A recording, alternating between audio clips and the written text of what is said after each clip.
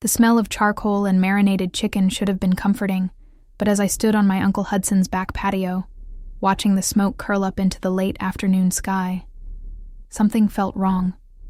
It was one of those perfect September days where the heat wasn't oppressive anymore, just warm enough to make you want to stay outside forever. The kind of day that usually made our family gatherings feel effortless and genuine. But today, the laughter seemed forced, the conversations felt stilted, and every time I caught someone's eye, they looked away too quickly. My cousin Delilah was manning the grill with her usual precision, flipping burgers and rotating corn on the cob like she was conducting an orchestra.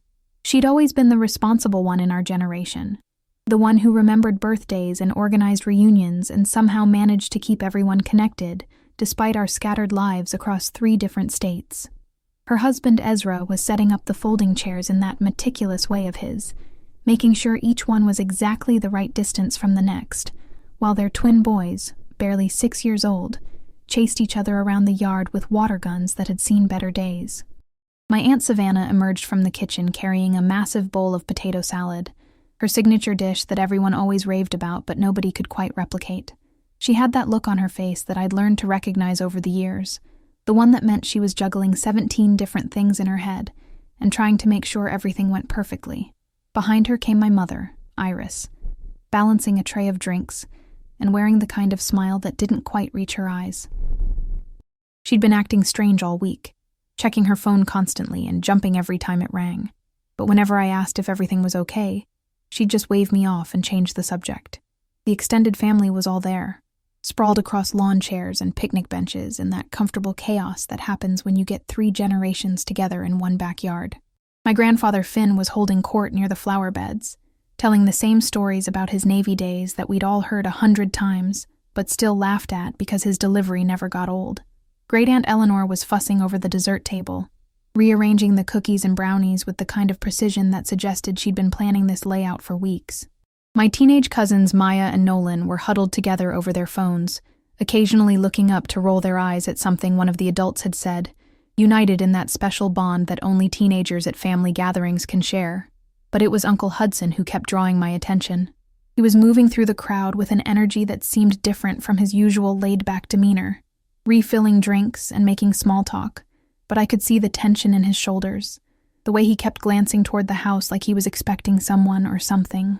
When our eyes met across the yard, he gave me that smile that adults use when they're trying to convince children that everything is fine, even though it very clearly isn't.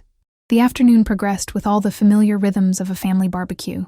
Someone started a game of cornhole near the shed, and the competitive banter began almost immediately. Aunt Savannah got into a good-natured argument with my mother about the proper way to make coleslaw, a debate that had been ongoing for at least a decade and showed no signs of resolution. The kids had moved on from water guns to an elaborate game of tag that seemed to involve the entire yard as their playground, weaving between the adults and occasionally knocking over a drink or bumping into a conversation.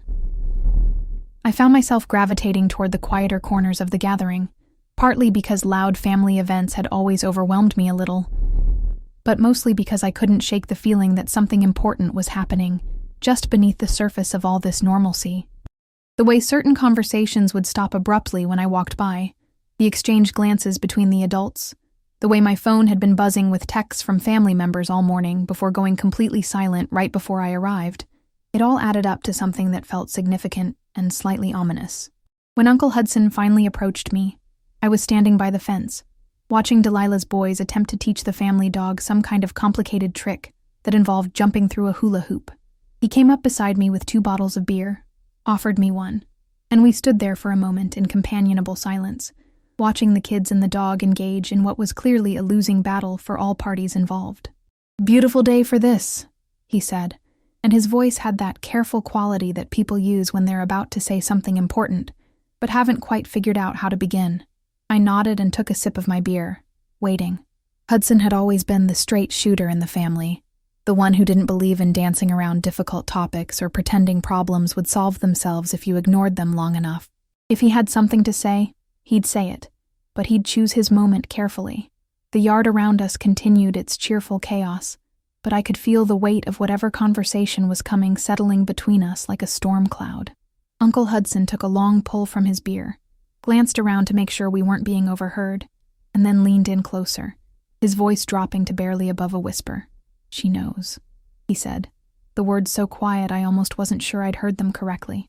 The security camera caught everything last night. The beer bottle almost slipped from my hands. I stared at Uncle Hudson, trying to process what he'd just said, but my brain felt like it had suddenly shifted into slow motion. The sounds of the barbecue, the laughter, the sizzling grill, the kids shouting, all seemed to fade into background noise as his words echoed in my head. She knows. The camera caught everything. But what did that mean? What had happened last night? And who was she? Hudson was watching my face carefully, clearly reading the confusion there. He glanced over his shoulder again, then moved us both a few steps further away from the crowd, closer to the garden shed where the noise from the main gathering was muffled by distance and the barrier of rose bushes that my aunt had been cultivating for years. When he spoke again, his voice was still low, but there was an urgency to it that made my stomach clench with anxiety. "Your cousin Delilah," he said, nodding toward where she was still working at the grill, completely absorbed in her cooking. "She installed those new security cameras around her house last month. You know, after that break-in scare in her neighborhood. Motion activated, infrared, the whole 9 yards. Records everything to her phone and some cloud storage system." He paused, rubbing his forehead like he was trying to massage away a headache. "She was reviewing the footage this morning, just checking to make sure everything was working properly, and she saw something she wasn't supposed to see. My mind was racing, trying to connect dots that I didn't even know existed. Last night. What had happened last night? I'd been home, watching Netflix and catching up on work emails. Completely ordinary evening. But then I remembered. My mother had called around 9 o'clock, said she was going for a walk around the neighborhood and might stop by Delilah's place to drop off some magazines she'd borrowed. A perfectly normal, innocent explanation for being in that area. Except now Uncle Hudson was making it sound like anything but innocent. "What did she see?"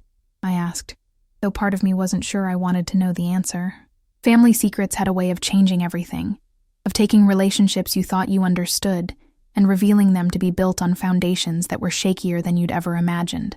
And the look on Hudson's face suggested that whatever this was, it was going to fall into that category. He was quiet for a long moment, watching Delilah at the grill, and I followed his gaze. She was laughing at something Ezra had said, using her spatula to gesture animatedly as she told some story to the small crowd that had gathered around the food. She looked so normal, so genuinely happy, that it was hard to imagine her as the keeper of some devastating family secret. But then I noticed that she hadn't looked in my direction once since Hudson and I had moved away from the main group. In fact, now that I was paying attention, I realized she'd been avoiding eye contact with me all afternoon. "She saw your mother," Hudson said finally, "but she wasn't alone. And she wasn't just dropping off magazines." He took another drink, longer this time, like he was fortifying himself for what came next. "She was with Thomas. Your mother was with Thomas, and they were close, very close. In Delilah's driveway, right under the motion sensor light, acting like a couple of teenagers who thought nobody was watching. Thomas, my mother's brother-in-law, my father's brother, the man who had been married to my Aunt Catherine for 23 years, who came to every family gathering with stories about his job at the accounting firm, and complaints about his golf game, and opinions about politics that nobody asked for, but everyone tolerated because that's what you do with family. Thomas, who had 3 kids with Catherine, who was supposed to be on a business trip in Denver this week, who had specifically mentioned during last month's barbecue that he probably wouldn't make it to this one because of work commitments. The implications hit me like a physical weight. My mother, who had been married to my father for 28 years. My parents, who still held hands during movies and left each other little love notes and had always been the example of what a solid marriage looked like. My mother, who I had never seen so much as look at another man with anything beyond polite interest, was apparently having an affair with her husband's brother. And my cousin Delilah had it all on video. "Catherine doesn't know," Hudson continued, reading the next question off my face. "At least Delilah doesn't think she does. But the footage is date and time stamped, and Thomas is supposed to be in Colorado. If Catherine sees it, or if anyone else in the family sees it, he didn't need to finish. I could imagine the explosion that would tear through not just my parents' marriage, but Catherine and Thomas's marriage, and probably ripple out to affect everyone in ways we couldn't even predict yet. I found myself looking around the barbecue with new eyes, seeing all the relationships and connections that could be destroyed by this information. My father, manning the cornhole game with the kind of enthusiasm he usually reserved for things he genuinely enjoyed, completely oblivious to the fact that his world might be about to implode.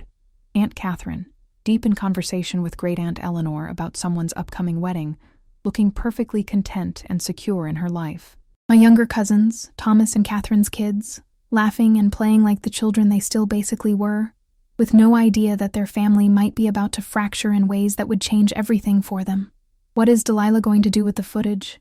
I asked, though I dreaded the answer. Hudson's expression grew even more serious, if that was possible. "That's the problem," he said, glancing around to make sure we were still out of earshot. "She doesn't know what to do. She's been agonizing over it all morning. Delete it and pretend she never saw anything. Confront your mother directly. Tell Catherine. Tell your father. Every option feels like it's going to destroy someone's life." He paused, watching as Thomas, who had apparently arrived while we were talking, emerged from the house carrying a cooler of drinks, greeting everyone with the kind of casual familiarity that now seemed loaded with deception. I felt my stomach drop even further. Thomas was here. At the same family gathering where my mother was present, where his wife Catherine was chatting happily with relatives, where their 3 kids were playing games and eating hamburgers and acting like everything in their world was exactly as it should be. The audacity of it was almost breathtaking. How do you sit at the same picnic table as your wife and your secret lover and make small talk about the weather and your kids' soccer season? "There's more," Hudson said, and I honestly wasn't sure I could handle more. Delilah checked the timestamps on her security system. "This wasn't the first time. The cameras have been recording for 3 weeks, and your mother and Thomas have been meeting at least twice a week. Always late evening. Always when Catherine thinks Thomas is working late or traveling. Always in Delilah's driveway because it's dark and secluded, and they probably thought nobody would notice." The scope of the deception was staggering. This wasn't some impulsive mistake or a moment of weakness that had gotten out of hand. This was a sustained, deliberate affair that had been going on for weeks, maybe longer. My mother had been lying to my father every time Thomas called about work trips. Thomas had been lying to Catherine about his schedule. They had been lying to all of us, showing up at family gatherings and acting like nothing had changed, while conducting this secret relationship right under everyone's noses. I watched my mother across the yard, where she was helping serve food and making conversation with various relatives. She looked completely normal, completely relaxed, like a woman without any secrets at all. But now I could see things differently. The way she'd been checking her phone all week, the new attention she'd been paying to her appearance lately, the way she'd seemed almost energized by something I couldn't identify. Things that had seemed like positive changes now felt like evidence of her double life. "What does Delilah want me to do about it?" I asked, because clearly there was a reason Hudson was telling me this rather than handling it himself, or letting Delilah deal with it directly. "She thinks you might be able to talk to your mother," Hudson said. "Get her to end it before Catherine finds out, before your father finds out, before this destroys 2 marriages and traumatizes a bunch of kids who don't deserve to have their world blown up, because the adults in their lives couldn't keep their priorities straight." He was looking at me with the kind of expression that suggested he knew he was asking for something difficult, maybe impossible, but that he was hoping I'd try anyway. The weight of that responsibility felt enormous. Approach my mother about an affair I wasn't supposed to know about, based on security footage I wasn't supposed to have seen, and somehow convince her to end a relationship that clearly meant enough to her, that she'd been maintaining it, despite the enormous risks to our entire family structure, and do it all without destroying my relationship with her, or accidentally revealing the source of my information, or making the situation worse than it already was. But as I looked around the barbecue, at all the innocent people who would be collateral damage if this came out in the wrong way, I realized that doing nothing wasn't really an option either. Thomas's youngest daughter, Paige, was only 12 years old. My cousin Maya, Catherine and Thomas's middle child, was 17, and already dealing with the stress of college applications and senior year. If their parents' marriage imploded in a public, messy way, it would devastate them. And my father who trusted people completely and had never been the suspicious type, would be destroyed not just by the betrayal, but by the fact that it had been going on right in front of him without him noticing.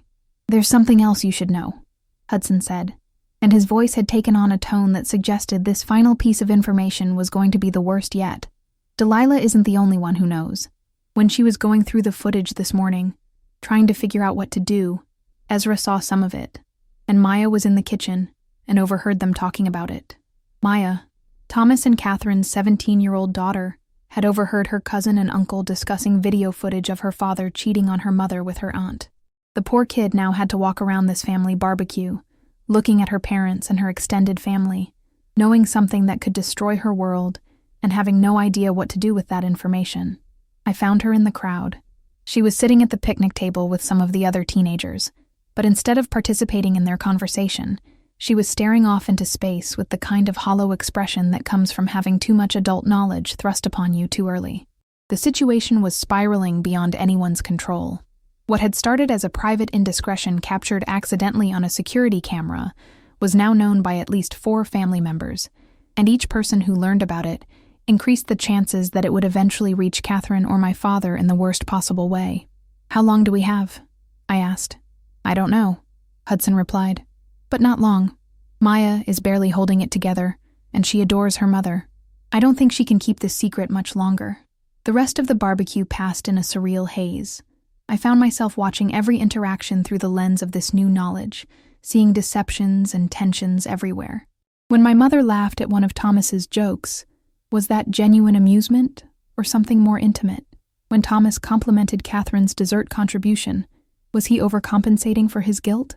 When my father clapped Thomas on the shoulder in that brotherly way they'd maintained for decades, was I imagining the slight stiffness in Thomas's response? I tried to catch Maya's eye several times, wanting to somehow communicate that she wasn't alone in carrying this burden, but she seemed to be deliberately avoiding looking at anyone directly. She picked at her food, responded to direct questions with one-word answers, and excused herself to the bathroom twice in the span of an hour.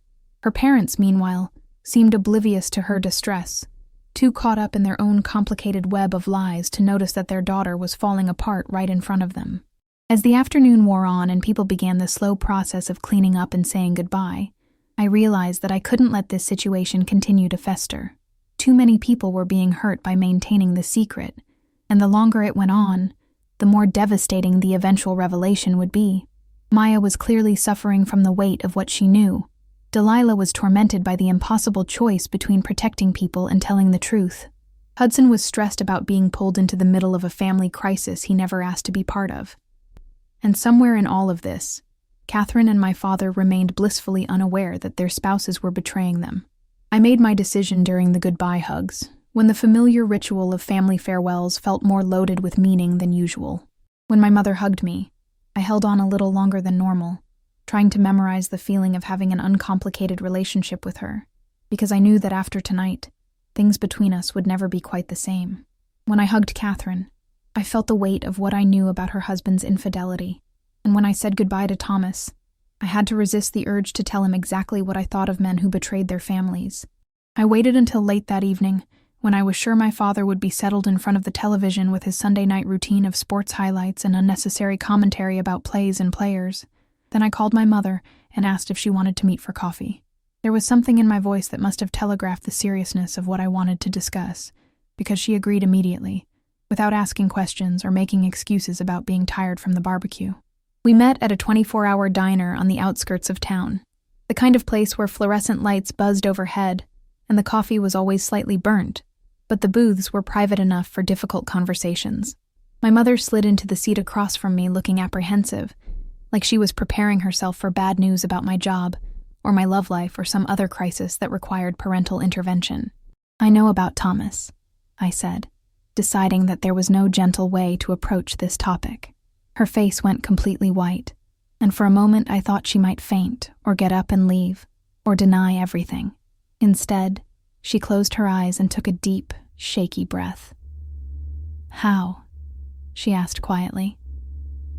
I explained about the security cameras, about Delilah's accidental discovery, about the multiple recordings and timestamps that made it impossible to dismiss as a misunderstanding.